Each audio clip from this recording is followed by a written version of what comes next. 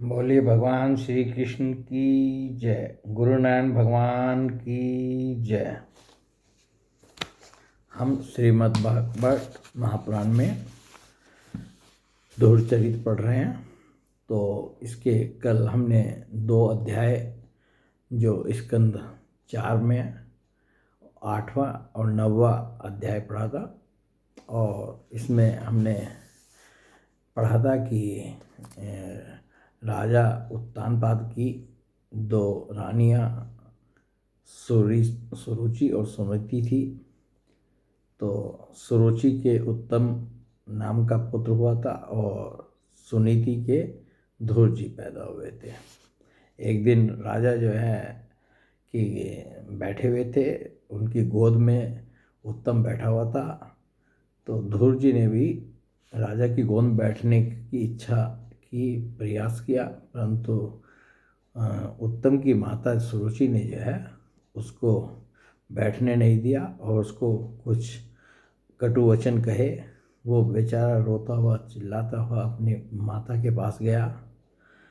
उसकी माता सुनीति ने उसको कहा कि तुम्हारी माता ने जो कहा है, सौतेली माता ने जो कहा है वो ठीक ही कहा है। तुम जो है तुम्हारे पिता मुझे रानी तो क्या अपनी दासी भी के बराबर भी नहीं समझते हैं, और उन्होंने तुम्हें कहा है कि तुम भगवान की आराधना करो। और उसने कहा था, सुरुचि ने कहा था कि तुमने क्योंकि मेरे गर्भ से जन्म नहीं लिया है इसलिए तुम राजा की गोद में बैठने की योग्य नहीं हो। तो धूर जी जो है वन में जो है भगवान की आराधना करने के लिए चल दिए। नारद जी से उनकी भेंट होती है। नारद जी ने उनको समझाया कि तुम बच्चे हो, मान अपमान कुछ नहीं होता, तुम लौट जाओ, परंतु वो नहीं माने। उन्होंने कहा कि मैं ऐसा परम पद प्राप्त करना चाहता हूँ जो कि मेरे दादा परदादाओं में किसी को भी नहीं मिला। तो उनका हट देख करके नारद जी ने जो है उनको भगवान की आराधना करने का, तपस्या करने का पूरा विधि विधान बताया, कैसे भगवान का ध्यान किया जाता है और उसके साथ कौन सा मंत्र जपा जाएगा, ये सब बता करके नारद जी जो है चले गए। अब धूर जी जो हैं वन में गए और इन्होंने वहाँ तपस्या की और बड़ी कठोर कठिन तपस्या की। 6 महीने तक इन्होंने तपस्या की और इनकी तपस्या से जो है जो जगत के प्राणी थे उनका श्वास प्रश्वास रुक गया। तो उससे जो है सब देवता जो हैं भगवान की शरण में गए कि भगवान ऐसा हो रहा है, अब बताइए कैसे जगत जो है जिंदा रहेगा। तो भगवान ने कहा कि मैं इसका कारण जानता हूँ, तुम चिंता मत करो और मैं जो हूँ इसका उपाय निकाल दूँगा। और नारद जी जो हैं वो धूर के पिताजी के पास, उत्तानपाद के पास गए कि भगवान जो हैं तुम अपने पुत्र की चिंता मत करो, भगवान उसके रक्षक हैं और वो शीघ्र ही जो है अभी भगवान की आराधना करने में, तपस्या में लगा है, वो लौट कर आएगा। तो एक अध्याय में तो इतना प्रसंग पड़ा था और फिर भगवान जो हैं धूर के पास गरुड़ जी पर चढ़कर जाते हैं और जो जिन भगवान का वो जो ध्यान कर रहा था धुर, तो भगवान को प्रत्यक्ष देख कर के जो है उसका वो अंदर से ध्यान हट गया और उसने भगवान को प्रत्यक्ष देख करके दंडवत प्रणाम किया और उनकी स्तुति करनी चाहिए, परंतु स्तुति कुछ करना जानते नहीं थे। तो भगवान ने जो है उनके गाल से जो है अपना शंख जो है छुआ दिया। तो उन्होंने बड़ी सुंदर स्तुति की धूर जी ने। और धूर जी को भगवान ने कहा कि तुम वर मांगो, परंतु वो वर भी क्या मांगते, तो भगवान ने जो है स्वयं जो है उनको ये वर दिए कि तुम यहाँ जो है अपने पिता का जो है इतने वर्षों तक जो है राज्य करोगे और उसके बाद जो है तुम्हें ऐसा परम पद मिलेगा जो आज तक किसी को नहीं मिला। जो ध्रुव लोग जो है भगवान ने उनको देने का आश्वासन दिया, वर दिया। और ये साथ में ये भी बताया कि तुम्हारा भाई जो उत्तम है वो यक्षों द्वारा जो है युद्ध में मारा जाएगा और उसकी माता भी जो है अपने पुत्र को ढूंढते हुए जाएगी और वो वन की अग्नि में जो है प्रवेश करेगी और जलकर मर जाएगी। तो वर प्राप्त करके ध्रुव जी अपने जो राज्य था उसमें लौटे। तो पिता ने जब समाचार पाया कि ध्रुव जी वापस आ रहे हैं तो उन्होंने बहुत अच्छे तरीके से उनका स्वागत सत्कार किया। पूरे नगरवासियों ने ही जो है ध्रुव का स्वागत सत्कार किया और इस प्रकार जो है ध्रुव जी जो है सबसे मिले, सबसे भेंटे, अपनी सौतेली माता सुरुचि से भी, अपनी माता सुनीति से भी, ग्रामवासियों से भी, अपने भाई उत्तम से भी। और उसके बाद जो है राजा ने की आयु तो बढ़ी रही थी। राजा उत्तानपाद ने सोचा कि प्रजा भी चाहती है कि ध्रुव को मैं जो राज्यपाठ दे दूं और ये जो है अब इस योग्य हैं, तो वो अपना राजपाट रह करके वन को चले गए। तो इतना हमने 2 अध्याय में पढ़ा था। अब जो है आज हम इसका 10वां अध्याय जो है ये पढ़ेंगे। इसमें इसका शीर्षक है उत्तम का मारा जाना, ध्रुव को यक्षों के साथ युद्ध। श्री मैत्री जी कहते हैं, विदुर जी, ध्रुव ने प्रजापति शिशुमार की पुत्री भरमी के साथ विवाह किया। उससे उनके कल्प और वत्सर नाम के 2 पुत्र हुए। महाबली ध्रुव की दूसरी स्त्री वायुपुत्री इला थी। इससे उनके उत्कल नाम के एक पुत्र और एक कन्या रत्न का जन्म हुआ। उत्तम का भी विवाह नहीं हुआ था कि एक दिन शिकार खेलते समय उसे हिमालय पर्वत पर एक बलवान यक्ष ने मार डाल दिया और उसके साथ उसकी माता भी परलोक सिधार गई। तो ध्रुव जी की तो 2 पत्नियां थी और उनसे उनके पुत्र हुए, परंतु जो उनका भाई उत्तम था वो एक दिन जो है शिकार खेलने के लिए गया हिमालय पर्वत पर। वहाँ यक्षों ने उसको जो मार डाला और उसकी माता भी जो है साथ में परलोक से धार गई। ध्रुव ने जब भाई के मारे जाने का समाचार सुना तो वे क्रोध, शोक और उद्वेग से भरकर एक विजयप्रद रथ पर सवार हो यक्षों के देश में जा पहुँचे। जब ध्रुव जी को पता चला कि यक्षों ने मेरे भाई को मार डाला है तो वे यक्षों से युद्ध करने के लिए जो है उनको क्रोध भी आया, शोक और उद्वेग से भरकर एक विजयप्रद रथ पर सवार हो यक्षों के देश में जा पहुँचे। उन्होंने उत्तर दिशा में जाकर हिमालय की घाटी में यक्षों से भरी हुई अलकापुरी देखी। उसमें अनेकों भूत, प्रेत, पिशाच आदि रुद्रानुचर रहते थे। विदुर जी वहाँ पहुंचकर महाबाहु ध्रुव ने अपना शंख बजाया तथा संपूर्ण आकाश और दिशाओं को गूंजा दिया। उस शंख ध्वनि से यक्ष पत्नियां बहुत ही डर गई, उनकी आंखें भय से कातर हो उठी। और ये इसमें युद्ध का जो है यक्षों के साथ जो ध्रुव जी का युद्ध हुआ बहुत लंबा वर्णन है, फिर भी हम पढ़ रहे हैं। वीरवर विदुर जी महाबलवान यक्षवीरों को वे शंखनाद सैन्य हुआ, इसलिए वे तरह तरह के अस्त्र शस्त्र लेकर नगर के बाहर निकल आए और ध्रुव पर टूट पड़े। महारथी ध्रुव प्रचंड धनुर्धर थे। उन्होंने एक ही साथ उनमें से प्रत्येक को 3-3 बाण मारे। उन सभी ने जब अपने अपने मस्तकों में 3-3 बाण लगे देखे तब उन्हें यह विश्वास हो गया कि हमारी हार अवश्य होगी।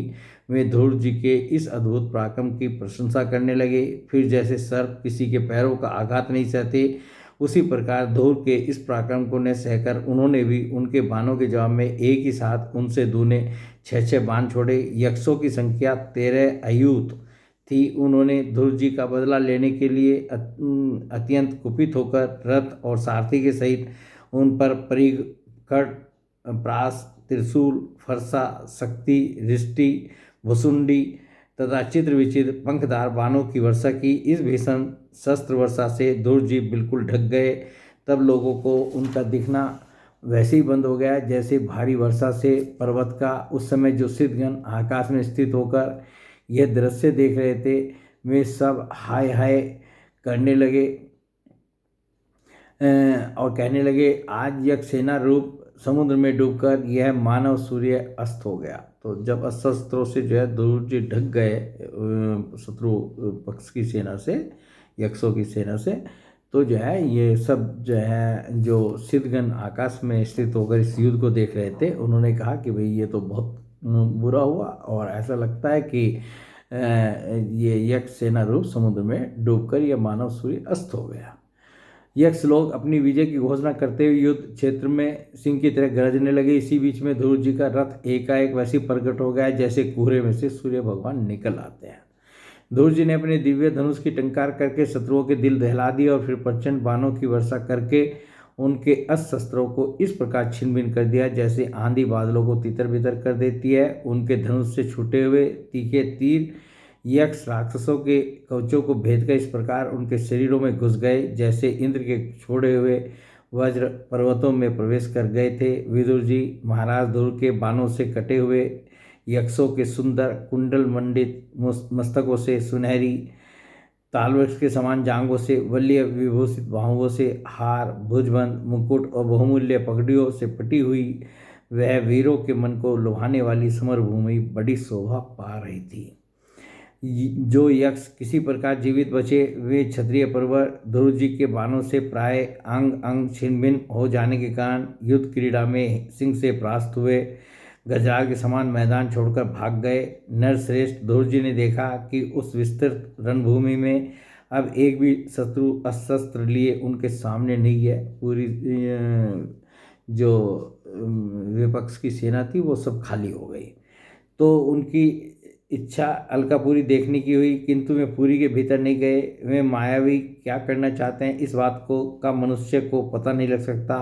सारथी से इस प्रकार कहकर वे उस विचित्र रथ में बैठे रहे और ध्रुव जी ने सोचा कि ये इनकी माया है या क्या है, जबकि अलकापुरी को देखना चाहते थे परंतु वो नहीं गए और सारथी से कहकर वो जो है रथ के अंदर ही बैठे रहे तथा शत्रु के नवीन आक्रमण की आशंका से सावधान हो गए। इतने में ही उन्हें समुद्र की गर्जना के समान आंधी का भीषण शब्द सुनाई दिया तथा दिशाओं में उठती हुई धूल भी दिखाई दी। तो जो उनकी मायावी जो सेना थी अब वो सामने आ रही है।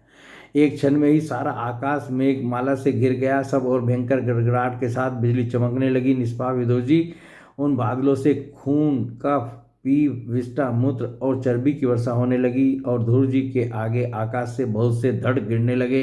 फिर आकाश में एक पर्वत दिखाई दिया और सभी दिशाओं में पत्थरों की वर्षा के साथ गदा परिघ तलवार और मूसल गिरने लगे। उन्होंने देखा कि बहुत से सर्प वज्र की तरह फुफकार मारते रोषपूर्ण नेत्रों से आग की चिंगारियां उगलते आ रहे हैं। झुंड के झुंड मतवाले हाथी सिंह और बाघ भी दौड़े चले आ रहे हैं। प्रलय काल के समान भयंकर समुद्र अपनी उत्ताल तरंगों से पृथ्वी को सब ओर से डुबाता हुआ बड़ी भीषण गर्जना के साथ उनकी ओर बढ़ रहा है। क्रूर स्वभाव असुरों ने अपनी आसुरी माया से ऐसे ही बहुत से कौतुक दिखलाए जिनसे कायरों के मन कांप सकते थे। तो मतलब ये सब माया का खेल था उनका, यक्षों का। और जो है जो ये मायावी जो सेना और माया से जो भी चीज़ें वो बना सकते थे वो सब जो है इनको डराने के लिए जो है ध्रुव जी को उन्होंने किया। ध्रुव जी पर असुरों ने अपनी दुस्तर माया फैलाई है यह सुनकर वहाँ कुछ मुनियों ने आकर उनके लिए मंगल कामना की। मुनियों ने कहा, उत्तानपाद नंदन ध्रुव शरणागत भयभंजन श्रांग पानी भगवान नारायण तुम्हारे शत्रुओं का संहार करें। भगवान का तो नाम ही ऐसा है जिसके सुनने और कीर्तन करने मात्र से मनुष्य दुस्तर मृत्यु के मुख से अनायास ही बच जाता है। तो ये जो है कुछ मुनि वहाँ पर आए और उन्होंने जो है ध्रुव जी के शत्रुओं से जो है रक्षा करने के लिए भगवान से जो है प्रार्थना की और भगवान के नाम की महिमा भी इसमें बताई गई कि भगवान का नाम तो ऐसा है जिसके सुनने और कीर्तन करने मात्र से मनुष्य दुस्तर मृत्यु के मुख से अनायास ही बच जाता है। तो ये अध्याय जो है यहाँ पर समाप्त हो गया और अब हम चतुर्थ स्कंद का 11वां अध्याय पढ़ रहे हैं। इसका शीर्षक है स्वयंभू मनु का ध्रुव जी को युद्ध बंद करने के लिए समझाना। श्री मैत्रेय जी कहते हैं, विदुर जी ऋषियों का ऐसा कथन सुनकर महाराज ध्रुव ने आचमन कर श्री नारायण के बनाए हुए नारायणास्त्र को अपने धनुष पर चढ़ाया। उस बाण के चढ़ाते ही यक्षों द्वारा रची हुई नाना प्रकार की माया उसी क्षण नष्ट हो गई जिस प्रकार ज्ञान का उदय होने पर अविद्या आदि क्लेश नष्ट हो जाते हैं। तो नारायणास्त्र का प्रभाव क्या था, वो सब माया को जो है काट दिए। ऋषिवर नारायण के द्वारा आविष्कृत उस अस्त्र को धनुष पर चढ़ाते ही उससे राजहंस के से पक्ष और सोने के पंख फल वाले बड़े तीखे बाण निकले और जिस प्रकार मयूर के कार्य करते वन में घुस जाते हैं, उसी प्रकार भयानक साए साए शब्द करते हुए वे शत्रु की सेना में घुस गए। उन तीखी धार वाले बाणों ने शत्रुओं को बेचैन कर दिया। तब उस रंगांगन में अनेकों यक्षों ने अत्यंत कुपित होकर अपने अस्त्र संभाले, और जिस प्रकार गरुड़ के छेड़ने से बड़े बड़े सर्प फन उठाकर उनकी ओर दौड़ते हैं, उसी प्रकार वे इधर उधर से धूर जी पर टूट पड़े। उन्हें सामने आते देख धूर जी ने अपने बाणों द्वारा उनकी भुजाएं, जांघें, कंधे और उदर आदि अंग प्रत्यंगों को छिन भिन कर उन्हें उस सर्वश्रेष्ठ लोक अर्थात सत्यलोक में भेज दिया, जिसमें ऊर्ध्व रेता मुनिगण सूर्यमंडल का भेदन करके जाते हैं। अब उनके पितामह स्वयंभू मनु ने देखा कि विचित्र रथ पर चढ़े हुए धूर अनेकों निरपराध यक्षों को मार रहे हैं, तो उन्हें उन पर बहुत दया आई। वे बहुत से ऋषियों को साथ लेकर वहाँ आए और अपने पौत्र धूर को समझाने लगे। तो मनु जी जो हैं, जो धूर जी के दादा थे, तो अपने पोते को समझाने के लिए जो है ऋषियों को साथ लेकर के वहाँ आए कि ये निरपराध यक्षों का वध कर रहे हैं, तो ये उचित नहीं है, हमारे कुल के लिए ये ठीक नहीं है। मनु जी ने कहा, बेटा बस बस, अब क्रोध करना ठीक नहीं, यह पापी नरक का द्वार है। क्रोध जो है वो क्या है, यह पापी नरक का द्वार है। इसी के वशीभूत होकर तुमने इन निरपराध यक्षों का वध किया है। तात तुम जो निर्दोष यक्षों के संहार पर उतर रहे हो, यह हमारे कुल के योग्य कर्म नहीं है। साधु पुरुष इसकी बड़ी निंदा करते हैं। बेटा तुम्हारा अपने भाई पर बड़ा अनुराग था, यह तो ठीक है, परंतु देखो उसके वध से संतप्त होकर तुमने एक यक्ष के अपराध करने पर प्रसंगवश कितनों की हत्या कर डाली। तुम्हारे भाई को तो एक यक्ष नहीं मारा था, एक ही तुम्हारा भाई मरा था, परंतु उसके बदले में तो तुमने कितने यक्षों का संहार कर दिया, कितने यक्षों का वध कर दिया, हत्या कर डाली। इस जड़ शरीर को ही आत्मा मानकर इसके लिए पशुओं की भांति प्राणियों की हिंसा करना, यह भगवत सेवी साधु जनों का मार्ग नहीं है। दूसरे उन्होंने समझाया कि इस शरीर को आत्मा मान करके ही जो है तुम ये सब कर रहे हो, इसके लिए पशुओं की भांति प्राणियों की हिंसा करना, यह भगवत सेवी साधु जनों का मार्ग नहीं है, ये तुम गलत मार्ग पर चल रहे हो। प्रभु की आराधना करना बड़ा कठिन है, परंतु तुमने तो लड़कपन में ही संपूर्ण भूतों के आश्रय स्थान श्री हरि की सर्वभूतात्म भाव से आराधना करके उनका परम पद प्राप्त कर लिया है। और समझा रहे हैं कि भाई तुमने तो जो है बचपन में ही वो सब काम कर लिया जो कि बड़े बड़े योगियों के लिए और दूसरों के लिए भी दुर्लभ है। तुम्हें तो प्रभु भी अपना प्रिय भक्त समझते हैं तथा भक्तजन भी तुम्हारा आदर करते हैं। तुम साधु जनों के पथ प्रदर्शक हो, फिर भी तुमने ऐसा निंदनीय कर्म कैसे किया कि तुम निरपराध जय यक्षों का वध कर रहे हो। सर्वात्मा श्री हरि तो अपने से बड़े पुरुषों के प्रति सहनशीलता, छोटों के प्रति दया और बराबर वालों के साथ मित्रता और समस्त जीवों के साथ समता का बर्ताव करने से ही प्रसन्न होते हैं। और भगवान की प्रसन्नता का जो है क्या तरीका है, ये भी मनु जी जो है अपने पौत्र प्रहलाद को समझा रहे हैं, वो ध्रुव को समझा रहे हैं कि सर्वात्मा श्री हरि तो अपने से बड़े पुरुषों के प्रति सहनशीलता, जो अपने से बड़े हैं उनके प्रति सहनशीलता, छोटों के प्रति दया और बराबर वालों के साथ मित्रता और समस्त जीवों के साथ समता का बर्ताव करने से ही प्रसन्न होते हैं। समस्त जीवों में बिना भेदभाव के समता का जो व्यवहार करता है, बर्ताव करता है, तो उससे भगवान जो है प्रसन्न होते हैं। और प्रभु के प्रसन्न हो जाने पर पुरुष प्राकृत गुण एवं उनके कार्य रूप लिंग शरीर से छूटकर परमानंद स्वरूप ब्रह्म पद प्राप्त कर लेता है। बेटा ध्रुव देहादि के रूप में परिणत हुए पंचभूतों से ही इस स्त्री पुरुष का आविर्भाव होता है और फिर उनके पारस्परिक समागम से दूसरे स्त्री पुरुष उत्पन्न होते हैं। ध्रुव इस प्रकार भगवान की माया से सत्वादि गुणों में न्यूनाधिक भाव होने से ही जैसे भूतों द्वारा शरीरों की रचना होती है, वैसे ही उनकी स्थिति और प्रलय भी होते हैं। पुरुष श्रेष्ठ निर्गुण परमात्मा तो इनमें केवल निमित्त मात्र है, जिसके आश्रय से यह कार्य कारणात्मक जगत उसी प्रकार भ्रमता रहता है जैसे चुंबक के आश्रय से लोहा। ये सब ज्ञान की बातें जो है ध्रुव जी को समझा रहे हैं मनु जी। काल शक्ति के द्वारा क्रम से सत्वादि गुणों में क्षोभ होने से लीला में भगवान की शक्ति भी सृष्टि आदि के रूप में विभक्त हो जाती है।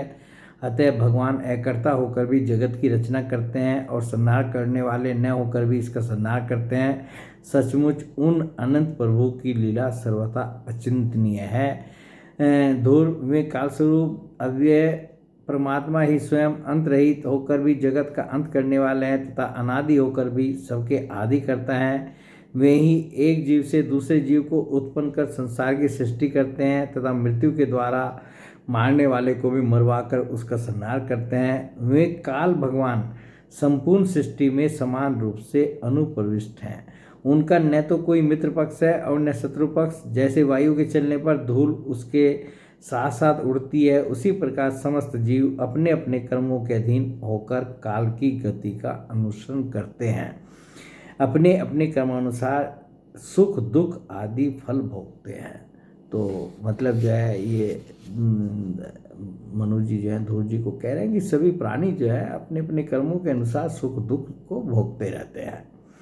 सर्वसम्मत श्री हरि कर्म बंधन में बंधे हुए जीव की आयु की वृद्धि और क्षय का विधान करते हैं, परंतु वे स्वयं इन दोनों से रहित और अपने स्वरूप में स्थित हैं। राजन, इन परमात्मा को ही मीमांसक लोग कर्म, चार्वक, स्वभाव, वैशेषिक मतावलंबी काल, ज्योतिषी दैव और काम शास्त्रिक काम कहते हैं। वे किसी भी इंद्रिय या प्रमाण के विषय नहीं है। मैदादी अनेक शक्तियाँ भी उन्हीं से प्रकट हुई हैं। वे क्या करना चाहते हैं इस बात को भी संसार में कोई नहीं जानता।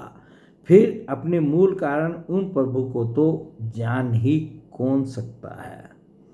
मनु जी ने जो ये वाक्य कहा, महत्वपूर्ण वाक्य कहा है कि वे क्या करना चाहते हैं इस बात को भी संसार में कोई नहीं जानता कि भगवान जो है क्या करना चाहते हैं, और फिर अपने मूल कारण उन प्रभु को तो जान ही कौन सकता है। तो जिन वो क्या करना चाहते हैं उसको नहीं कोई जानता, तो उनको भगवान को तो कौन जान सकता है। बेटा, ये कुबेर के अनुसार तुम्हारे भाई को मारने वाले नहीं हैं, और तुम समझ रहे हो ना कि यक्षों ने जो है तुम्हारे भाई को मारा है। ये कुबेर के जो अनुचर यक्ष हैं इन्होंने तुम्हारे भाई को मारा है। तो मनु जी कह रहे हैं कि ये तुम्हारे भाई को मारने वाले नहीं हैं, क्योंकि मनुष्य के जन्म मरण का वास्तविक कारण तो ईश्वर है। एकमात्र वही संसार को रचता, पालता और नष्ट करता है, किंतु अहंकार शून्य होने के कारण इसके गुण और कर्मों से वह सदा निर्लेप रहता है। वे संपूर्ण प्राणियों के अंतरात्मा, नियंता और रक्षा करने वाले प्रभु ही अपनी माया शक्ति से युक्त होकर समस्त जीवों का सर्जन, पालन और संहार करते हैं। तो बनाने वाले भी वही हैं, पालने वाले भी वही हैं और संहार करने वाले भी भगवान ही हैं। जिस प्रकार नाक में नकेल पड़े हुए बैल अपने मालिक का बोझा ढोते रहते हैं, उसी प्रकार जगत की रचना करने वाले ब्रह्मादि भी नाम रूप डोरी से बंधे हुए उन्हीं की आज्ञा का पालन करते हैं। और मनु जी जो है ध्रुव जी को समझा रहे हैं कि हम तुम ही नहीं, सभी जगत के प्राणी नहीं, भगवान ब्रह्मा जी भी जो हैं उन्हीं की आज्ञा का पालन करते रहते हैं। और कैसे पालन करते हैं? जैसे नथे हुए बैल को जो है जिधर हाँको उधर वो चलता है, उसी प्रकार जो है ब्रह्मादि भी नाम रूप डोरी से बंधे हुए उन्हीं की आज्ञा का पालन करते हैं। वे भक्तों के लिए मृत्यु रूप और भक्तों के लिए अमृत रूप हैं तथा संसार के एकमात्र आश्रय हैं। तात तुम सब प्रकार उन्हीं परमात्मा की शरण लो। और उपाय भी बतला रहे हैं कि तुम जो ऐसे परमात्मा हैं, तुम सब प्रकार से जो है उन्हीं की शरण लो। तुम 5 वर्ष की अवस्था में अपनी सौतेली माता के बागवानों से मर्माहत होकर माँ की गोद छोड़कर वन को चले गए थे। वहाँ तपस्या द्वारा उन ऋषिकेश भगवान की आराधना करके तुमने त्रिलोकी से ऊपर ध्रुवपद प्राप्त किया है, और जो तुम्हारे वैर भावहीन सरल हृदय में वात्सल्यवश विशेष रूप से विराजमान हुए थे, उन निर्गुण, अद्वितीय, अविनाशी और नित्य मुक्त परमात्मा को अध्यात्म दृष्टि से अपने अंतःकरण में ढूंढो। तो यहाँ बतला रहे हैं कि जिन्होंने तुम्हें परम पद दिया है, उन जो तुमने तपस्या करके आराधना करके त्रिलोकी से ऊपर का ध्रुव पद भी प्राप्त कर लिया है, तुम उन जो कैसे परमात्मा है जो तुम्हारे वैर भावहीन सरल हृदय में वात्सल्यवश विशेष रूप से विराजमान हुए थे। उस समय जब तुम तपस्या कर रहे थे, वो तुम्हारे जो है तुम्हारा हृदय निर्मल था, वैर भावहीन था, उसमें वात्सल्यवश विशेष रूप से विराजमान हुए थे। उन निर्गुण, अद्वितीय, अविनाशी और नित्य मुक्त, ये सब भगवान के गुण नामों का वर्णन है। नित्य मुक्त परमात्मा को अध्यात्म दृष्टि से अपने अंतःकरण में ढूंढो। ध्रुव जी को ये उपदेश दे रहे हैं, समझा रहे हैं मनु जी, उनके दादा। उनमें यह भेदभाव में प्रपंच न होने पर भी प्रतीत हो रहा है। ऐसा करने से सर्वशक्तिमान परमानंद स्वरूप सर्वंतर्यामी भगवान अनंत में तुम्हारी सुदृढ़ भक्ति होगी। यदि तुम ऐसा करोगे तो तुम्हारी उनमें जो है सुदृढ़ भक्ति होगी, और उसके प्रभाव से तुम मैं मेरेपन के रूप में दृढ़ हुई अविद्या की गांठ को काट डालोगे। और उससे जो है जो तुम्हारी ये मैं हूँ और ये मेरा है, ये मेरा भाई था, ये इसको मार रहा है इन्होंने, ये सब जो ये अविद्या है, ये सब जो है कट जाएगी। राजन, जिस प्रकार औषधि से रोग शांत किया जाता है, उसी प्रकार मैंने तुम्हें जो कुछ उपदेश दिया है उस पर विचार करके अपने क्रोध को शांत करो। क्रोध कल्याण मार्ग का बड़ा ही विरोधी है। भगवान तुम्हारा मंगल करें। कहने लगे कि जो मैंने तुम्हें उपदेश दिया, ये जो है इस पर तुम विचार करो और अपने क्रोध को शांत करो। और ये क्रोध जो है ये कल्याण मार्ग का बड़ा ही विरोधी है। भगवान तुम्हारा मंगल करें, इस प्रकार का आशीर्वाद दिया। क्रोध के वशीभूत हुए पुरुष से सभी लोगों को बड़ा भय होता है, इसलिए जो बुद्धिमान पुरुष ऐसा चाहता है कि मुझसे किसी भी प्राणी को भय न हो और मुझे भी किसी से भय न हो, उसे क्रोध के वश में कभी न होना चाहिए।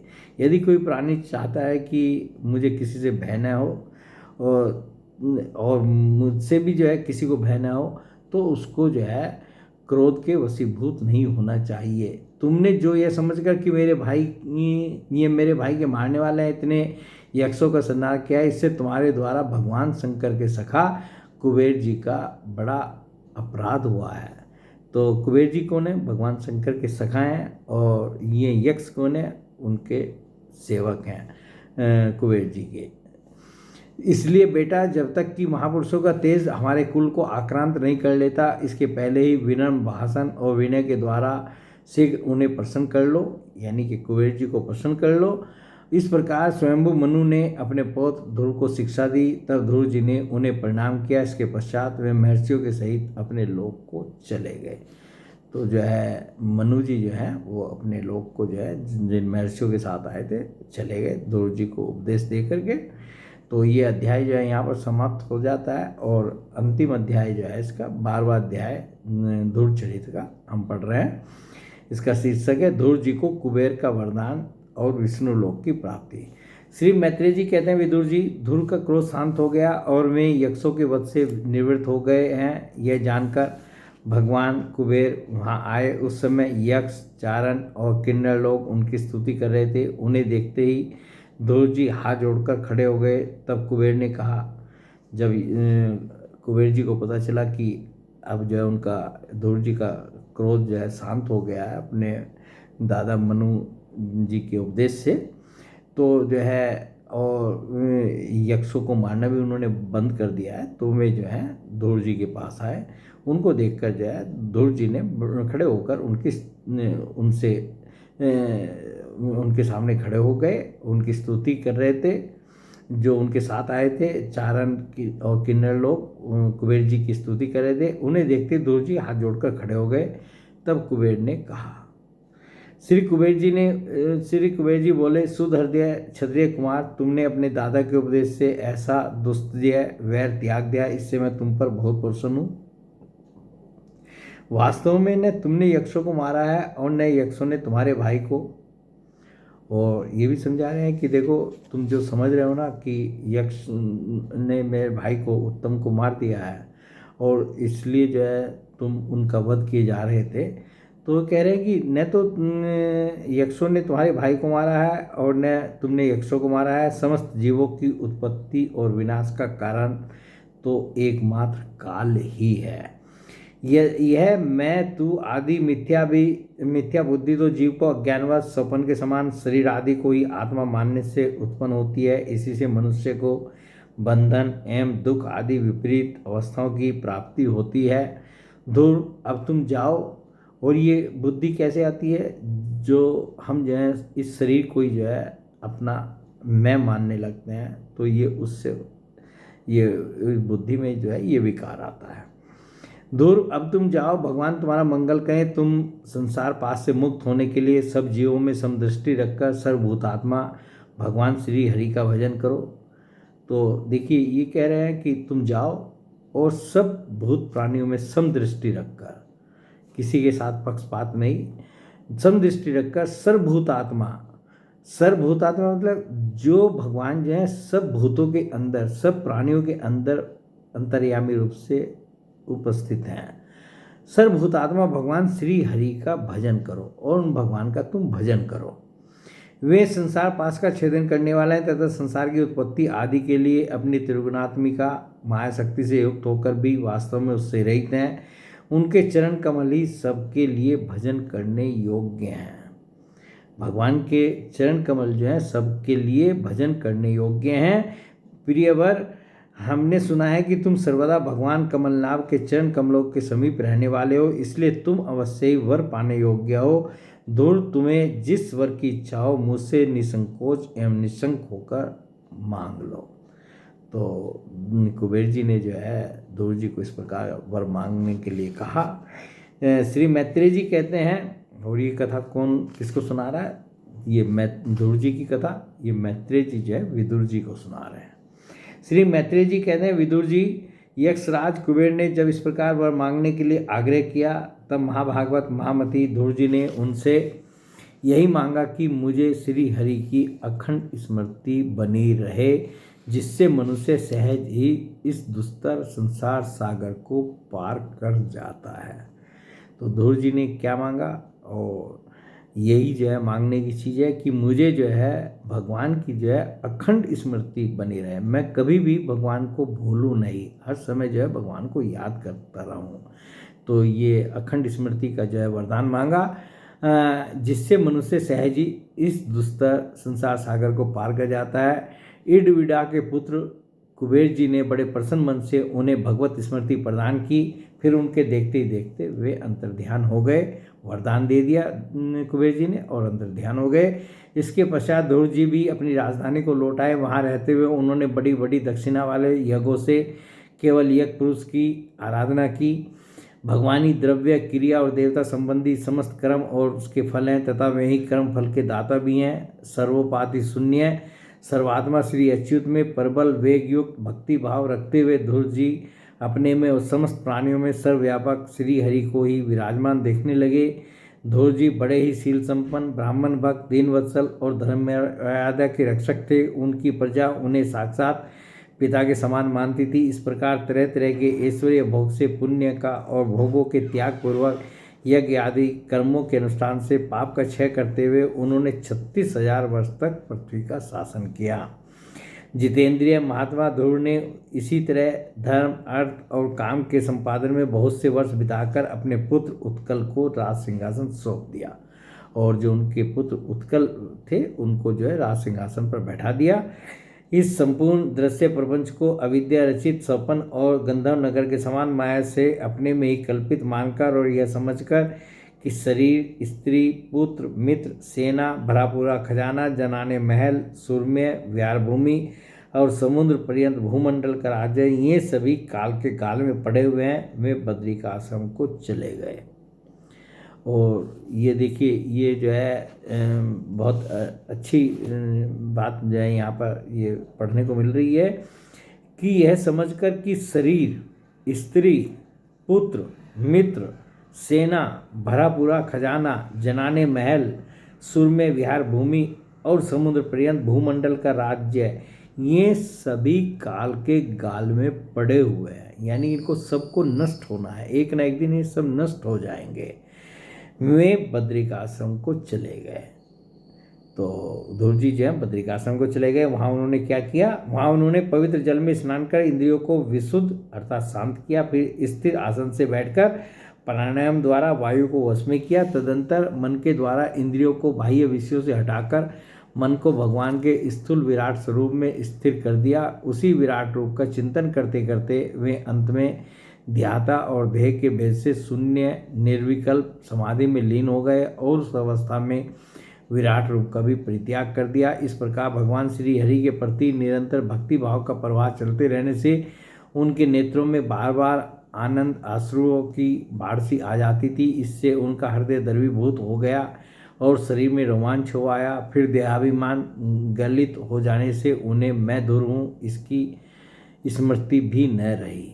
अब इतना भगवान की आराधना में वो इतना लीन हो गए कि उनको अपने शरीर की जो है कि मैं धुर हूँ इसकी भी स्मृति नहीं रही। इसी समय ध्रुव जी ने आकाश से एक बड़ा ही सुंदर विमान उतरते देखा। वह अपने प्रकाश से दसों दिशाओं को आलोकित कर रहा था, मानो पूर्णिमा का चंद्र ही उदय हुआ हो। उसमें 2 श्रेष्ठ पार्षद गदाओं का सहारा लिए खड़े थे। उनके 4 भुजाएं थी, सुंदर श्याम शरीर था, किशोर अवस्था थी और अरुण कमल के समान नेत्र थे। वे सुंदर वस्त्र, किरीट, हार, भुजबंद और अति मनोहर कुंडल धारण किए हुए थे। उन्हें पुण्य श्लोक श्रीहरि के सेवक जानकर ध्रुव जी हड़बड़ाहट में पूजा आदि का क्रम भूलकर सहसा खड़े हो गए और ये भगवान के पार्षदों में प्रधान है ऐसा समझकर उन्होंने मधुसूदन के नामों का कीर्तन करते हुए उन्हें हाथ जोड़कर प्रणाम किया। तो एक विमान उतरा, उसमें 2 जो है भगवान के पार्षद थे, वे उतरे। तो उनको देख करके जो है ध्रुव जी जो है हाथ जोड़कर जो है प्रणाम करके उनके सामने खड़े हो गए। ध्रुव जी का मन भगवान के चरण कमलों में तल्लीन हो गया और वे हाथ जोड़कर बड़ी नम्रता से सिर नीचा किए खड़े रह गए। तब श्रीहरि के प्रिय पार्षद सुनंद और नंद ने उनके पास जाकर मुस्कुराते हुए कहा। तो भगवान के पार्षद जो ध्रुव जी को लेने के लिए आए थे, तो उन्होंने जो है सुनंद और नंद ने ध्रुव जी के पास जाकर कहा। सुनंद और नंद कहने लगे, राजन आपका कल्याण हो, आप सावधान होकर हमारी बात सुनिए। आपने 5 वर्ष की अवस्था में ही तपस्या करके सर्वेश्वर भगवान को प्रसन्न कर लिया था। हम उन्हीं निखिल जग नियंता श्रांग पानी भगवान विष्णु के सेवक हैं और आपको भगवान के धाम में ले जाने के लिए यहाँ आए हैं। आपने अपनी भक्ति के प्रभाव से विष्णु लोक का अधिकार प्राप्त किया है, जो औरों के लिए बड़ा दुर्लभ है। परम ज्ञानी सप्तऋषि भी वहाँ तक नहीं पहुँच सके, वे नीचे से केवल उसे देखते रहते हैं। सूर्य और चंद्रमा आदि ग्रह, नक्षत्र और तारागण भी उसकी प्रदक्षिणा किया करते हैं। इसलिए आप उसी विष्णु धाम में निवास कीजिए। प्रिय वर, आज तक आपके पूर्वज और कोई भी उस पद पर कभी नहीं पहुंच सके। भगवान विष्णु का वह परम धाम सारे संसार का वंदनीय है। आप वहां चलकर विराजमान हो। आयुष्मान यह श्रेष्ठ विमान पुण्य श्लोक शिखामणि श्रीहरि ने आपके लिए ही भेजा है, आप इस पर चढ़ने योग्य हैं। तो बतलाया कि जो हम विमान लेकर के आए हैं, आप जो है इस पर बैठिए, चलिए, आपको जो है भगवान का परम धाम जो है प्राप्त हुआ है। और जिसकी सब जो है परिक्रमा ही करते रहते हैं, वहाँ तक कोई भी आज तक नहीं पहुँच पाया। श्री मैत्री जी कहते हैं, भगवान के प्रमुख पार्षदों के अमृतमय वचन सुनकर परम भागवत ध्रुव जी ने स्नान किया। फिर संध्या वंदन आदि नित्य क्रम से निवृत्त होकर मांगलिक अलंकार आदि धारण किए बद्रिकाश्रम में रहने वाले मुनियों को प्रणाम करके उनका आशीर्वाद लिया। इसके बाद उन श्रेष्ठ विमान की पूजा की और प्रदक्षिणा की और पार्षदों को प्रणाम कर सुवर्ण के समान कांतिमान दिव्य रूप धारण कर उस पर चढ़ने को तैयार हुए। इतने में ही ध्रुव जी ने देखा कि काल मूर्तिमान होकर उनके सामने खड़ा है। तब वे मृत्यु के सिर पर पैर रखकर उस समय अद्भुत विमान पर चढ़ गए। उस समय देखिए, यहाँ जब विमान पर चढ़े तो मृत्यु जो है, काल जो है उनके सामने खड़ा था। तो मृत्यु के सिर पर जो है पैर रख करके भगवान के भक्त में जो है इतनी मतलब उनमें क्षमता थी भगवान के बल पर कि मृत्यु के सिर पर जो है पैर रखकर वो विमान में चढ़ गए। उस समय आकाश में दुंदुभी, मृदंग और ढोल आदि बाजे बजने लगे। श्रेष्ठ गंधर्व गान करने लगे और फूलों की वर्षा होने लगी। विमान पर बैठकर ध्रुव जी ज्यों ही भगवान के धाम को जाने के लिए तैयार हुए, त्यों ही उन्हें अपनी माता सुनीति का स्मरण आया। वे सोचने लगी, क्या मैं बेचारी माता को छोड़कर अकेला ही दुर्लभ वैकुंठ धाम में जाऊंगा। तो एक तो जो है ये मृत्यु को जीत करके जो है विमान पर चढ़े, ये काल भगवान जो है उनको सामने खड़े थे। और दूसरे जो है अब इनके दिमाग में आया कि क्या मैं जो हूँ भगवान के धाम में अकेला ही जाऊँगा, मेरी माता का क्या होगा, जो मेरी माता सुनीति जो है जिनकी वजह से जो है मैं इतना सब किया और हुआ, तो उनका स्मरण हो आया। वे सोचने लगे क्या मैं बेचारी माता को छोड़कर अकेला ही दुर्लभ वैकुंठ धाम को जाऊंगा। नंद और सुनंद ने ध्रुव के हृदय की बात जानकर उन्होंने दिखलाया कि देवी सुनीति आगे आगे दूसरे विमान पर जा रही है। एक विमान जो है सुनीति के लिए भी आया था और उस पर वो उनको चढ़ा करके जो है ले जा रहे थे। तो सुनीति का जो विमान था, उनकी माता का जो विमान था, वो आगे आगे जा रही है। उन्होंने क्रम से सूर्य आदि सभी ग्रह देखे। मार्ग में जहाँ तहाँ विमानों पर बैठे हुए देवता उनकी प्रशंसा करते हुए फूलों की वर्षा करते जाते थे। उस दिव्य विमान पर बैठकर ध्रुव जी त्रिलोकी को पार कर सप्त ऋषि मंडल से भी ऊपर भगवान विष्णु के नित्य धाम में पहुँचे। इस प्रकार उन्होंने अविचल गति प्राप्त की। यह दिव्य धाम अपने प्रकाश से प्रकाशित है, इसी के प्रकाश से तीनों लोग प्रकाशित हैं। इसमें जीवों पर निर्दयता करने वाले पुरुष नहीं जा सकते। यहाँ तो उन्हीं की पहुँच होती है जो दिन रात प्राणियों के कल्याण के लिए शुभ कर्म ही करते रहते हैं, जो शांत समदर्शी शुद्ध और सब प्राणियों को प्रसन्न रखने वाले हैं तथा भगवत भक्तों को ही अपना एकमात्र सच्चा स्वर्ग मानते हैं। ऐसे लोग सुगमता से ही इस भगवत धाम को प्राप्त कर लेते हैं। तो इस प्रकार उत्तानपाद के पुत्र भगवत प्रायण श्री ध्रुव जी तीनों लोकों के ऊपर उसकी निर्मल चूड़ामणि के समान विराजमान हुए। कुरुनंदन जिस प्रकार दाएं चलाने के लिए खंबे के चारों ओर बैल घूमते हैं, उसी प्रकार यह गंभीर वेग वाला ज्योतिष चक्र उस अविनाशी लोक के आश्रय ही निरंतर घूमता रहता है। उसकी महिमा को देखकर देव ऋषि नारद ने प्रचेताओं की यज्ञशाला में वीणा बजाकर ये 3 श्लोक गाए थे।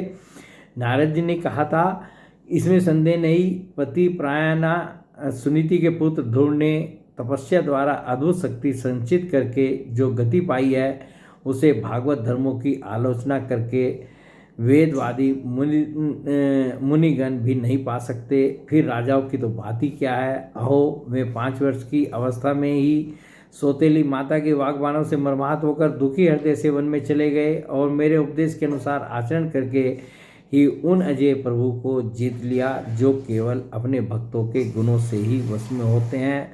अब तीसरा श्लोक जो नारद जी ने बोला, ध्रुव जी ने तो 5-6 वर्ष की अवस्था में कुछ दिनों की तपस्या से ही भगवान को प्रसन्न करके उनका परम पद प्राप्त कर लिया, किंतु उनके अधिकृत किए हुए इस पद को भूमंडल में कोई दूसरा क्षत्रिय क्या वर्षों तक तपस्या करके भी पा सकता है। श्री मैत्रेय जी कहते हैं, विदुर जी, तुमने मुझसे उदार कीर्ति ध्रुव जी के चरित्र के विषय में पूछा था, सो मैंने तुम्हें वह पूरा का पूरा सुना दिया। साधुजन इस चरित्र की बड़ी प्रशंसा करते हैं। यह धन, यश और आयु की वृद्धि करने वाला, परम पवित्र और अत्यंत मंगलकारी है। इससे स्वर्ग और अविनाशी पद भी प्राप्त हो सकता है। यह देवताओं की प्राप्ति कराने वाला, बड़ा ही प्रशंसनीय और समस्त पापों का नाश करने वाला है। भगवत भक्त ध्रुव के इस पवित्र चरित्र को जो श्रद्धापूर्वक बार बार सुनते हैं, उन्हें भगवान की भक्ति प्राप्त होती है, जिससे उनके सभी दुखों का नाश हो जाता है। इसे श्रवण करने वाले को शील आदि गुणों की प्राप्ति होती है। जो महत्व चाहते हैं उन्हें महत्व की प्राप्ति कराने वाला स्थान मिलता है। जो तेज चाहते हैं उन्हें तेज प्राप्त होता है और जो मनुष्यों का मान बढ़ता है। पवित्र कीर्ति ध्रुव जी के इस महान चरित्र का प्रातः और सायंकाल ब्राह्मण आदि दिव्य जातियों के समाज में एकाग्र चित्त से कीर्तन करना चाहिए। भगवान के परम पवित्र चरणों की शरण में रहने वाला जो पुरुष इसे निष्काम भाव से पूर्णिमा, अमावस्या, द्वादशी, श्रवण नक्षत्र तिथि 6 व्यतिपात, संक्रांति अथवा रविवार के दिन श्रद्धालु पुरुषों को सुनाता है, वह स्वयं अपने आत्मा में ही संतुष्ट रहने लगता है और सिद्ध हो जाता है। यह साक्षात भगवत विषयक अमृत में ज्ञान है। जो लोग भगवान मार्ग के मन से अनभिज्ञ हैं, उन्हें जो कोई इसे प्रदान करता है, उस दीन वत्सल कृपालु पुरुष पर देवता अनुग्रह करते हैं।